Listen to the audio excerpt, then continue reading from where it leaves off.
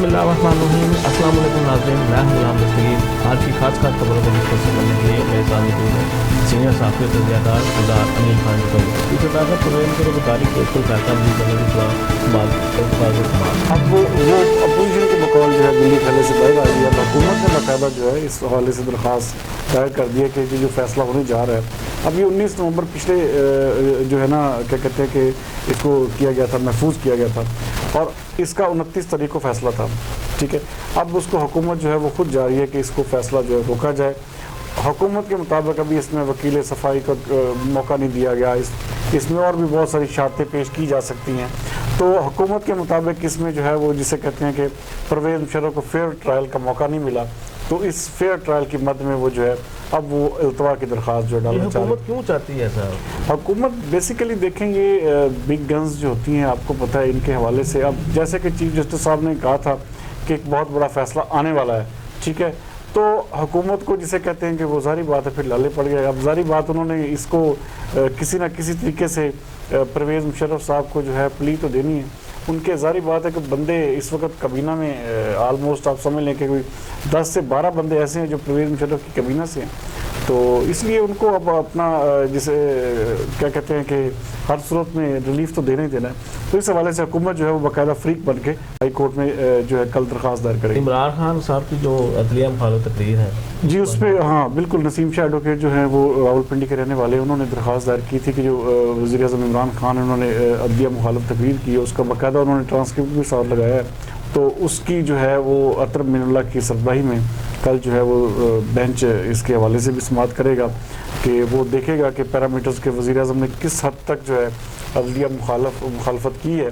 तो उसमें जो है कल समाअत जो है ना उसकी होगी और देखते हैं कि हाई कोर्ट जो इस्लामाबाद है वो इस हवाले से क्या फैसला करता है। साहब आप ख्याल करते हैं कि पाकिस्तान की अदालतें इतनी आज़ाद हैं कि वो वज़ीर आज़म के ख़िलाफ़ कोई फैसला दे दें? जी, अभी तो नामुमकिन है इस हवाले से। अभी तो कुछ जिसे कहते हैं ना कि हम बहुत पीछे हैं। अभी ताकतवर के लिए ये बात कही तो जा सकती है, लेकिन उसके हवाले से फ़ैसला, उसके हवाले से कोई भी चीज़ है, अभी तक हम उस स्टेज पे नहीं पहुँचे कि हम जिसे कह सकें, आम आदमी जिसे कहते हैं कि कह सके कि जी बिल्कुल फेयर ट्रायल। हाँ, अदालतें ऊपर की हद तक तकरीबन तसल्ली बख्श है, लेकिन नीचे जो है हुकूमत को जिसे कहते हैं ना कि वो सोचना पड़ेगा, अदालतों को भी सोचना पड़ेगा कि वहाँ पे जो सिस्टम ऐसा लगाया जाए कि आम आदमी को इंसाफ मिल सके। और जिस तरह के तरीके इंसाफ का नारा था कि एक पार्टी भी इंसाफ के नाम पे बनी है, तो उसके लिए जो है बहुत मेहनत की ज़रूरत है। हमने कभी नहीं कहा था कि नवाज शरीफ चल फिर सकते हैं, वो लाचार हैं, बिस्तर भी रहेंगे, तो ये फर्दो हाफिज मांगे रिपोर्ट वही है जो कायम है, उसी पे हम बिल्कुल। आप देखिए वो बिल्कुल सही कह रही हैं। नवाज शरीफ की ये कभी भी नहीं कहा गया कि वो चल फिर नहीं सकते। ये प्लेटलेट्स में एक बंदा चल फिर नहीं सकता, कमी बेशी के मामलात हो जाए तो। यहाँ सिर्फ और सिर्फ ये है कि वो एक सियासत है। अब नून लीग कहती है कि पीटीआई इस पे सियासत कर रही है मियां नवाज शरीफ की सेहत पे, जबकि पीटीआई जो है वो ये कह रही है कि नून लीग सियासत कर रही है। अब असल में सियासत जो है हो तो रही है इसके ऊपर। अब मियां नवाज शरीफ गए, अब चल के जारी बात है, कोई बंदा भी है वो चल के ही जाता है। अब वो एक जहाज़ में बैठ के लंदन पहुंच गए हैं, तो जारी बात है कोई पैदल चल सकते हैं, तो डॉक्टरों ने इस काबिल किया है इन्होंने। तो अभी चंद दिनों में उनके जो रिपोर्ट्स हैं, उनके टेस्ट जो है वो आ जाएंगे, तो सारी जो है जिसे कहते हैं सूरत अभी वाज़े खुल के सामने आ जाएगी। तो इस हवाले से हमें थोड़ा सा सब्र करना चाहिए। ऐसी रिपोर्ट्स भी थी कि उनके 70% जो हैं वो सेल्स काम नहीं कर रहे हैं खून के। जी जी बिल्कुल ऐसी बिल्कुल उनके वो कहते हैं कि 80% दिमाग की शरीयानें बंद हो चुकी हैं, उनकी खून की सप्लाई प्रॉपर नहीं हो रही। तो मैं इसलिए कह रहा हूँ कि इस हवाले से इंतज़ार करना चाहिए, देखना चाहिए कि बाहर के जो डॉक्टर्स हैं जहाँ पर वो इलाज करवा रहे हैं उनकी वहाँ पर क्या रिपोर्ट्स आती हैं, डॉक्टर फाइनल क्या सजेस्ट करते हैं। तो इसको सियासत की नज़र नहीं करना चाहिए। तो इसमें थोड़ा सा तजाद तो लगता है ना, एक बंदे का 80% जो है काम खराब हो गया और फिर वो चल के जा रहा है। नहीं, ऐसा देखिए ऐसा नहीं होता, ऐसा नहीं होता। ये कुछ ऐसी बीमारियां होती हैं जिसमें इंसान, ये अपनी पैरालाइज तो नहीं है ना। अब जिस्म में कई ऐसे होते हैं, कहते हैं दिल के वाल बंद होते हैं लेकिन बंदा चल रहा होता है, ठीक है, फिर स्टंट डाले जाते हैं, तो बंदे चल के ही जाते हैं, वहाँ पे ऑपरेट होते हैं। लेकिन इसके लिए थोड़ा सा मैं वही कह रहा हूँ कि थोड़ा सा सब्र करने की जरूरत है। हम पाकिस्तानी कौम का थोड़ा सा जज्बाती हैं, हम चाहते हैं कि फ़ौरन से पहले जो है सब कुछ सामने आ जाए या बंदा मर जाए।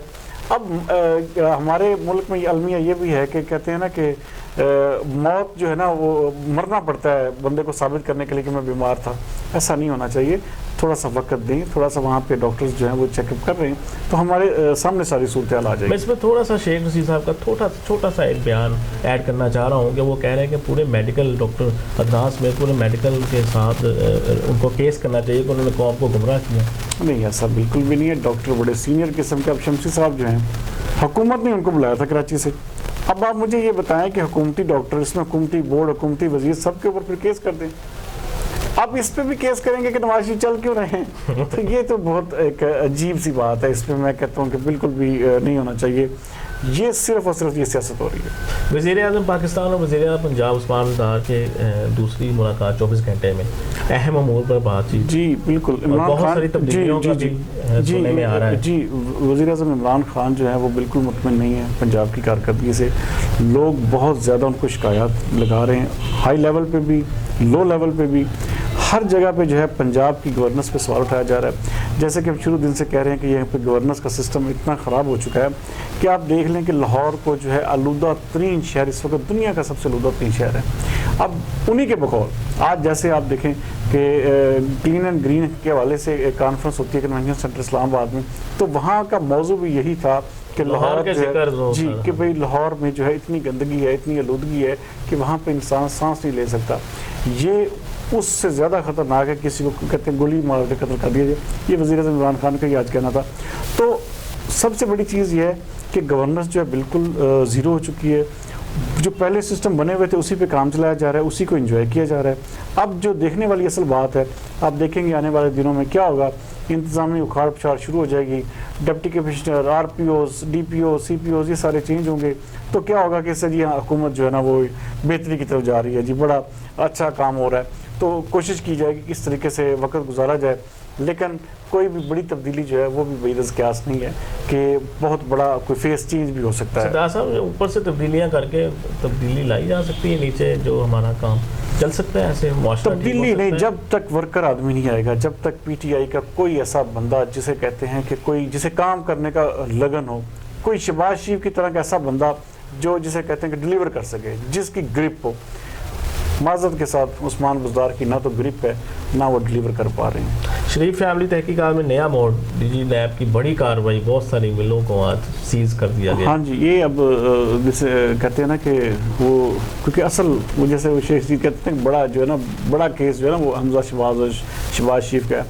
तो उनकी जो रमज़ान शुगर मिल है, वो फीड मिल है, मिल्क उनकी एक हाँ जी डेयरी है, वो इस तरह का बहुत सारे उनके तकरीबन कोई ना 12 के करीब ऐसे यूनिट्स हैं जिनको जो है इस वक्त सील कर दिया गया है। और कोई भी उसमें से मुनाफा जो है, किसी भी किस्म की आमदन जो है बशमूल नुसरत शहबाज जो शहबाज शरीफ की जोजा हैं, उन तक हर एक किस्म की पाबंदी लगा दी गई कि किसी किस्म का ना वो पैसा ले सकेंगे, ना किसी किस्म का वो हिस्सा ले सकें।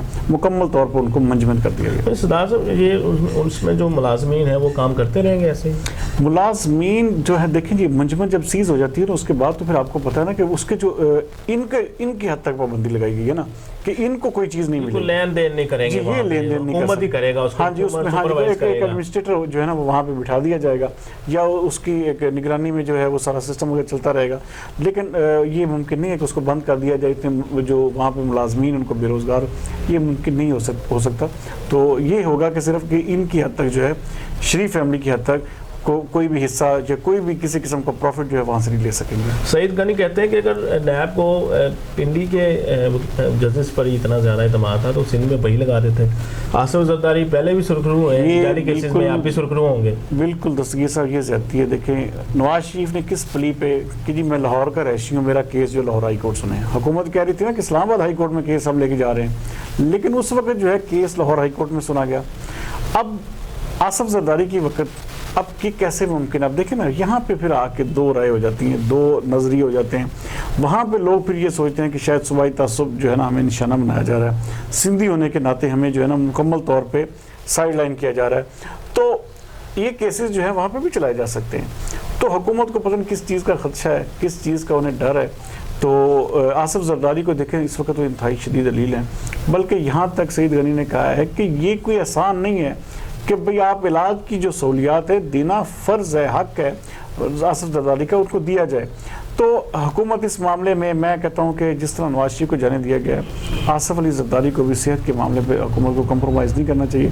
खुदा न खासा कोई ऐसी चीज़, कोई ऐसा सानिया या कोई ऐसी खबर जो है जिसे कहते हैं कि बहुत बुरा असर डालेगी, और ये जो उनके केसेस हैं उनको फिल फॉर वहाँ पे शिफ्ट करना चाहिए, ताकि वो अपने जो जिस तरह नवाज शरीफ ने प्ली ली है, या तो नवाज शरीफ को अपना देते ना, कहते जी ये इनका केस जो है इस्लामाबाद हाई कोर्ट में ही चलेगा, तो जब आपने उनका केस वहाँ पे लाहौर हाई कोर्ट में सुनवाई होगी तो इनके केस की भी वहाँ पे कराची में होनी चाहिए। पाकिस्तान क्रिकेट टीम की नाकस कारकर्दगी पर साबिक क्रिकेटर्स खड़े हो गए हैं सरफराज की क़यादत के लिए। देखिए मैं आपको कितने दिनों से कह रहा हूँ कि सरफराज अहमद को ना सिर्फ दोबारा लाया जाना ज़रूरी है, बल्कि उनकी क़यादत में पाकिस्तान ने बहुत सारी कामयाबियाँ समेटी।